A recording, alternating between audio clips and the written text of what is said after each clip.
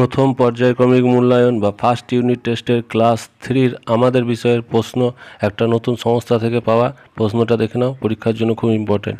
নিজের নাম, বিদ্যালয়ের নাম, রোল এগুলো লিখে নেবে, তারপর প্রশ্নগুলো দেখো। আর চ্যানেল নতুন হলে চ্যানেলটিকে অবশ্যই সাবস্ক্রাইব করবে। একের দাগের হচ্ছে সঠিক উত্তরে টিক চিহ্ন দাও। ক হচ্ছে নার্সদের পোশাক ধবধবে লাল, সাদা না মেরুন শাড়ি? এটা হচ্ছে সাদা। খ হচ্ছে আদিম মানুষ লাঠি, বন্দুক, ছুরি দিয়ে শিকার করত? উত্তর হলো লাঠি। গ হচ্ছে আমাদের দেশের ফসল আলু, আনারস, গোলমরিচ? এটা হবে গোলমরিচ। ঘ হচ্ছে দেশলাই বাক্সের গায়ে কাঠির বারুদ, মোম রং ঘষলে আগুন জ্বলে ওঠে? কাঠির বারুদ।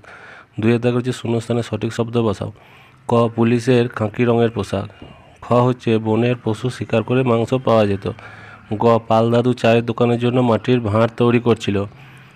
তিনের দাগের হচ্ছে বাক্যটি ঠিক হলে টিক এবং ভুল হলে ক্রস দাও। কামার মাটির হাঁড়ি তৈরি করে? এটা ভুল, কারণ কুমোর তৈরি করে। খ নিমকি ময়দা থেকে তৈরি হয়? ঠিক। গ মাংস হলো প্রাণীজ খাদ্য? এটাও ঠিক। আম হলো একটি বীজ ফল? এটা ভুল। এবার পরের পাতাটা দেখো, সংক্ষেপে উত্তর দাও। ক হচ্ছে ইন্দ্রিয়গুলির নাম লেখো। আমাদের 5টা ইন্দ্রিয় আছে, যেগুলোকে একসঙ্গে পঞ্চেন্দ্রিয় বলা হয়। চোখ, কান, চক্ষু, কর্ণ, নাসিকা, জিহ্বা, ত্বক।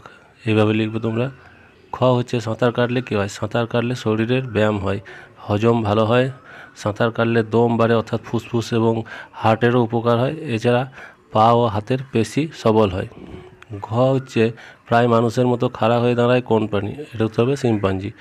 ঘ হচ্ছে দুধ থেকে কী কী জিনিস তৈরি হয়? দুধ থেকে হয় দই, ছানা, মাখন, এছাড়া ঘি ইত্যাদি তৈরি হয়।